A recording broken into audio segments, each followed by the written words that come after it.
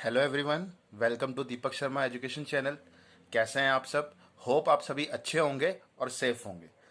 बच्चों, आज हम पढ़ने वाले हैं physical properties of non metals के बारे में। जी हाँ, इससे पहले मैंने आपको मेटल्स बता रखा है कि मेटल क्या होता है और नॉन मेटल क्या होते हैं, और उसके बाद उन दोनों कंसेप्ट के बाद मैंने उनके फिजिकल प्रॉपर्टी को डिस्कस किया था लाइन वाइज। तो हमने फिजिकल प्रॉपर्टी देखी थी।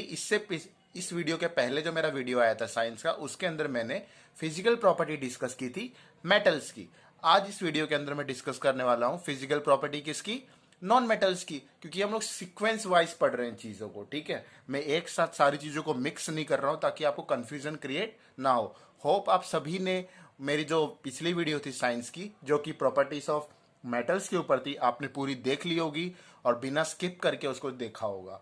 अगर नहीं देखी है तो आप चैनल की प्लेलिस्ट में जाके देख सकते हैं प्रॉपर्टीज ऑफ मेटल्स। चलिए इस वीडियो को स्टार्ट करते हैं।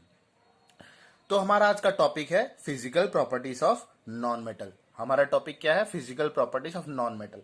तो भाई पहले हम ये देखें कि नॉन मेटल्स होते क्या क्या है। चीज मैं पहले भी आपको बता चुका हूं कि नॉन मेटल्स क्या क्या है। तो कुछ उनके एग्जांपल्स देख लेते हैं। जैसे कि हमारे नॉन मेटल्स कौन से हैं? Carbon, sulphur, phosphorus, silicon, hydrogen, oxygen, nitrogen, chlorine, bromine, iodine. ये सारे एलिमेंट्स हमारे क्या हैं? नॉन मेटल्स हैं। अभी इनको नॉन मेटल्स क्यों कहा जाता है? आप सभी जानते हैं कि नॉन मेटल्स क्या होते हैं। ऐसे एलिमेंट्स जो कि ना तो उनकी प्रॉपर्टी क्या होती है, ना तो वो इलेक्ट्रिसिटी कंडक्ट करा सकते हैं, ना तो हीट कंडक्ट करा सकते हैं, ना तो वो सोनरस होते हैं, ठीक है, और ना तो उनके अंदर प्रॉपर्टी होती है मैलिएबिलिटी की, ठीक है, और ना तो वो डक्टाइल होते हैं। मैलिएबिलिटी और डक्टाइल जो वर्ड है, मैंने काफी डीप में आपको समझा रखा है कि मैलिएबिलिटी क्या होती है और डक्टाइल क्या होता है। चलिए फिजिकल प्रॉपर्टी स्टार्ट करते हैं। पहली प्रॉपर्टी क्या है? Non metals are neither malleable nor ductile. जो नॉन मेटल्स होते हैं ना तो मेलिएबल होते हैं ना तो डक्टाइल होते हैं। अब इनका मीनिंग क्या होता है? देखिए, जैसे हमने मेटल्स में देखा था कि मेलिएबल मतलब क्या? अगर किसी भी एलिमेंट को अगर हम लोग हैमरिंग करें, मतलब हथौड़े से हम लोग उसको पीटें, उसको हथौड़े से मार के अगर उसको थिन शीट्स में कन्वर्ट कर लिया जाए, मतलब अगर किसी मेटल को या किसी एलिमेंट को हैमरिंग करने की वजह से थिन शीट्स में अगर वो कन्वर्ट हो जाए, तो उस प्रॉपर्टी को कहेंगे हम लोग मैलिएबल या तो फिर मैलिएबिलिटी, ठीक है। पता चल गया आपको? और डक्टाइल हमने क्या कहा था कि अगर किसी एलिमेंट को स्ट्रेच करने की वजह से या तो खींचने की वजह से, फोर्स एक्शन करने की वजह से अगर वो वायर्स में ड्रॉन हो जा रहा है, मतलब वायर्स में कन्वर्ट हो जा रहा है, तो उसे हम कहेंगे डक्टिलिटी। तो ये चीज नॉन मेटल्स में एब्सेंट है। नॉन मेटल्स में आपको ना तो मैलिएबिलिटी देखने मिलेगी ना तो आपको डक्टिलिटी देखने मिलेगी। तो यही पहली प्रॉपर्टी क्या है, फिजिकल प्रॉपर्टी क्या है कि non metals are neither malleable and nor ductile. Non metals कैसे होते हैं? ब्रिटल। ब्रिटल मतलब एक एलिमेंट की प्रॉपर्टी है, अगर हम लोग उसको क्या करें, हैमरिंग करने की वजह से वो ब्रेक हो जाए, मतलब दो टुकड़ों में हो बट जाए, तो उसे हम कहेंगे क्या? क्या कहेंगे? ब्रिटल। मतलब पता चल गया आपको? जैसे कि ग्लास को अगर आप हैमरिंग करोगे, मतलब हथौड़े से आप उसके ऊपर हैमर करोगे, तो वो पीसेस में पड़ जाएगा। तो उसकी प्रॉपर्टी क्या है कि वो इजीली क्या हो सकता है? ब्रिटल हो सकता है। अगर मैं किसी ग्लास को, ठीक है, अगर मैं हैमरिंग करता हूं, क्या वो थिन शीट्स में कन्वर्ट होता है? बिल्कुल नहीं होता। क्या वो वायर्स में कन्वर्ट हो जाएगा? अगर मैं उसको खींचूं या स्ट्रेच करूं, वायर्स में कन्वर्ट हो जाएगा? नहीं।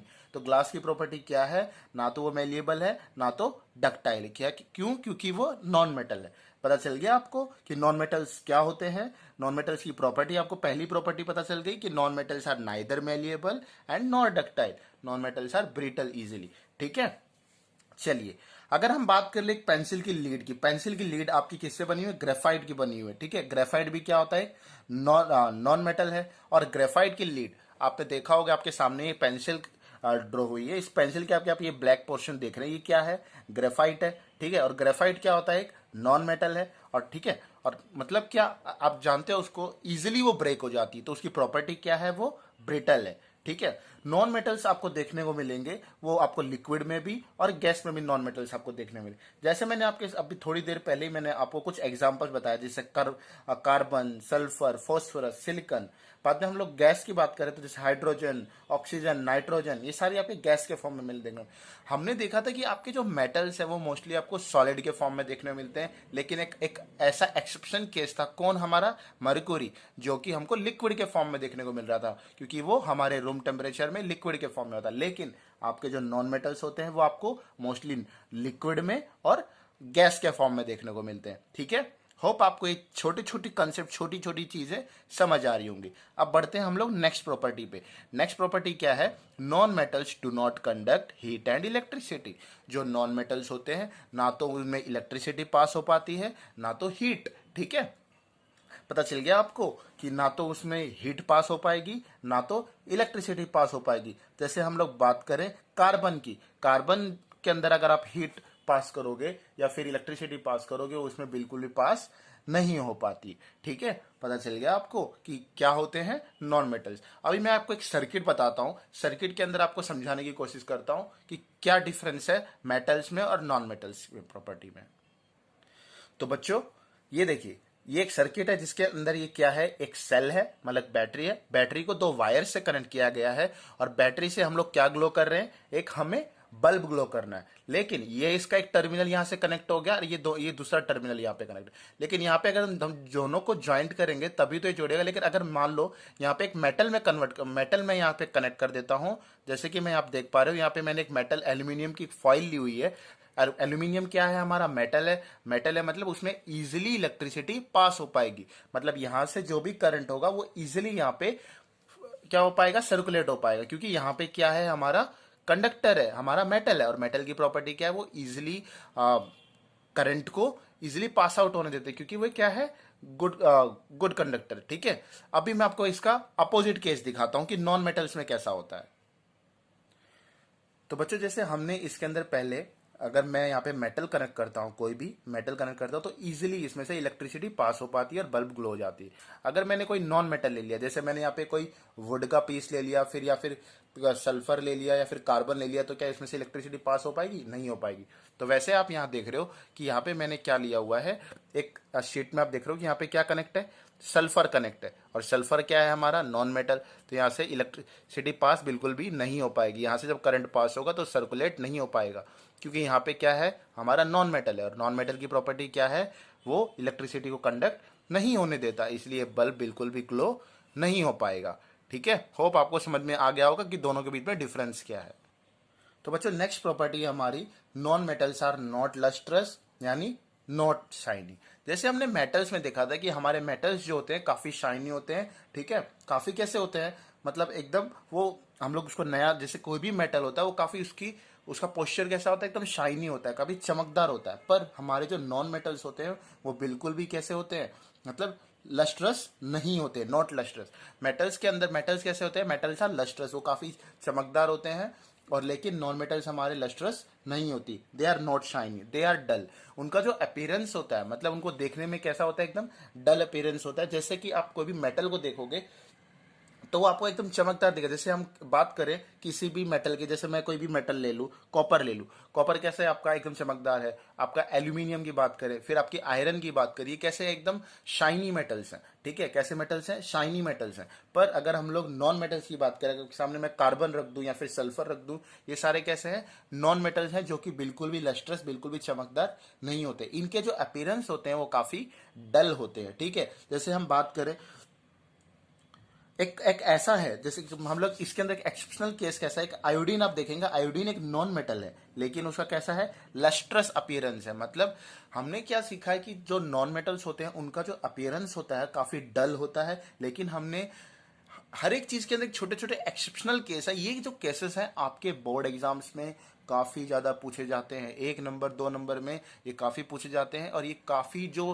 पेपर सेटर्स जो पेपर सेट करते हैं उनके काफी फेवरेट क्वेश्चंस होते हैं ये सब। जैसे कि हमने देखा था कि मरकुरी जो कि सॉलिड ना होने के बावजूद वो किसके फॉर्म में है, लिक्विड फॉर्म में है। और वो लिक्विड फॉर्म में क्यों हो रहा था, क्या क्यों हो रहा था, वो रूम टेम्परेचर के अंदर, क्योंकि मरकुरी क्या है, हमारा मेटल है। ठीक है, हमने ये देखा था कि मेटल्स मोस्टली सॉलिड के फॉर्म में होता है, ना कि लिक्विड। लेकिन लिक्विड कैसा था, हमारा जो मरकरी कैसा था, लिक्विड के फॉर्म में था। वैसे ही हमने देखा कि नॉन मेटल्स जो होते बिल्कुल भी लस्ट्रस, बिल्कुल भी चमकदार नहीं होते। लेकिन जो हमारा आयोडीन होता है, आयोडीन एक ऐसा नॉन मेटल है जो कि किसका अपीयरेंस कैसा है, एकदम मेटल्स की तरह होता है, उसका शाइनिंग सरफेस एकदम मेटल्स की तरह होता है। होप आपको ये चीज समझ में आई होगी। नेक्स्ट प्रॉपर्टी हमारी आती है non metals are generally soft except diamond. Non metal जो होते हैं एकदम सॉफ्ट होते हैं, लेकिन मेटल्स हमारे हार्ड होते हैं, ठीक है, हार्ड और स्ट्रांग होते हैं। लेकिन नॉन मेटल्स कैसे होते हैं, हमारे सॉफ्ट होते हैं, ठीक है।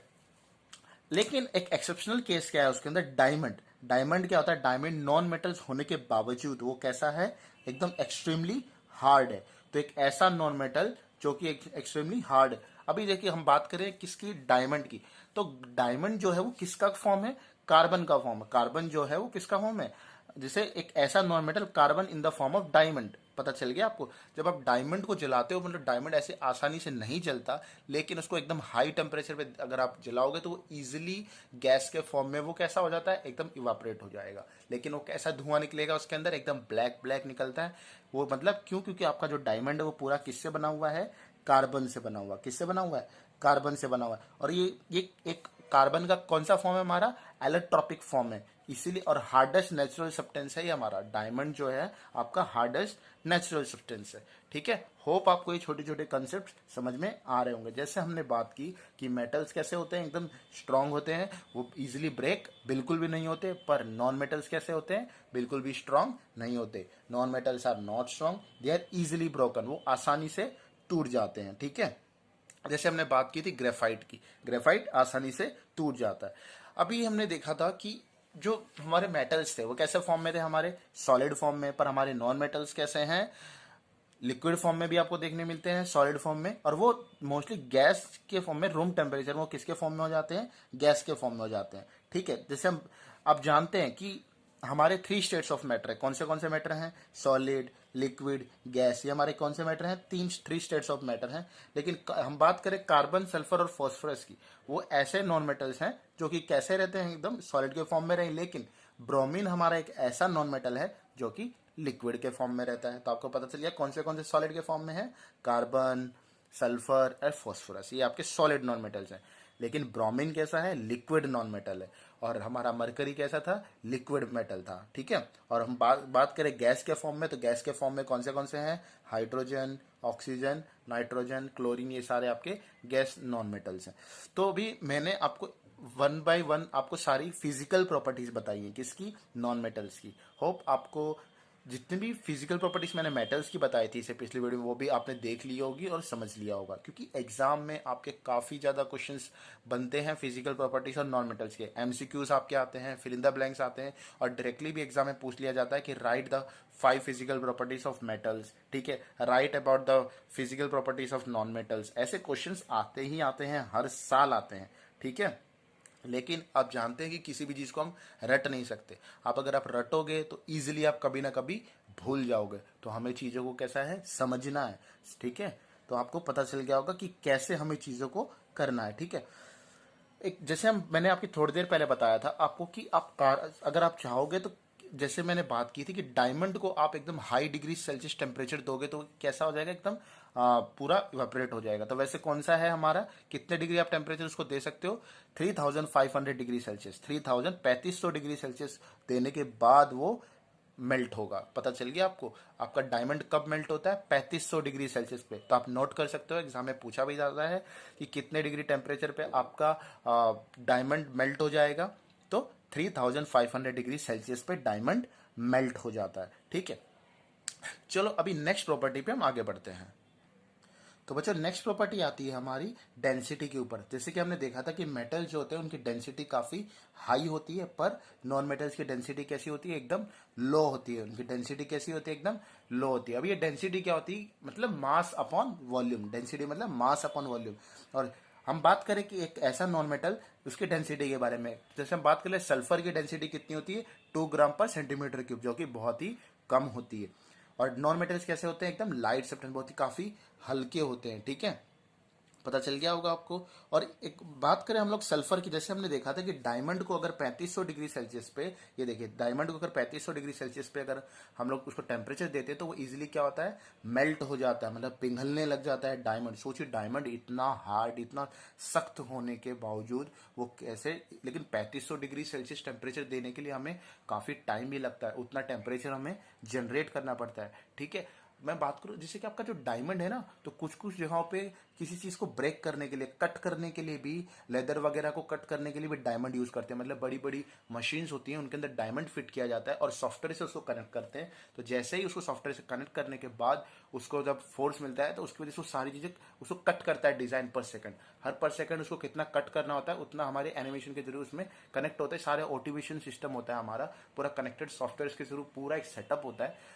अब सोचिए कि जिस डायमंड को चीजों को कट करने के लिए यूज किया जाता है वो इजिली 3500 डिग्री सेल्सियस टेम्परेचर पे पिघल जाएगा। ठीक है, चलिए अभी नेक्स्ट बात करते हैं प्रॉपर्टी की कि नॉन मेटल्स कैसे होते हैं, नॉन सोनरस। आप जानते हैं कि नॉन मेटल्स कैसे होते हैं, नॉन सोनरस, बिल्कुल भी चमकदार। और लेस्ट्रस की बात की थी हमने, अब बात करेंगे नॉन सोनरस। नॉन सोनरस मतलब बिल्कुल भी उनमें से साउंड, रिंगिंग साउंड प्रोड्यूस नहीं होता। जैसे ही दो नॉन मेटल्स को मैं स्टक करता हूं, आपस में टकराता हूं, तो उनमें से साउंड बिल्कुल भी प्रोड्यूस नहीं होता। लेकिन मेटल्स कैसे थे, metals are sonorous, metals make sound when hit with an object. जैसे मैंने बात की थी ना मंदिर के अंदर आपकी एक घंटी, अगर आप उसको दोनों, जैसे ही हम लोग उसको स्टक करते थे उसमें से साउंड प्रोड्यूस होते, वो बेस्ट एग्जांपल है और उसका कि मेटल्स सोनरस होते हैं। और हमने देखा था कि मेटल्स के अंदर हमने कलर भी देखे थे कि मेटल्स आपके ग्रे कलर में, सिल्वर कलर में, आपका फिर ऐसे मेटल्स भी जो आपको गोल्डन कलर में देखने को मिलते हैं। कौन से, आपका गोल्ड येलो कलर में आपको देखने को मिलता है।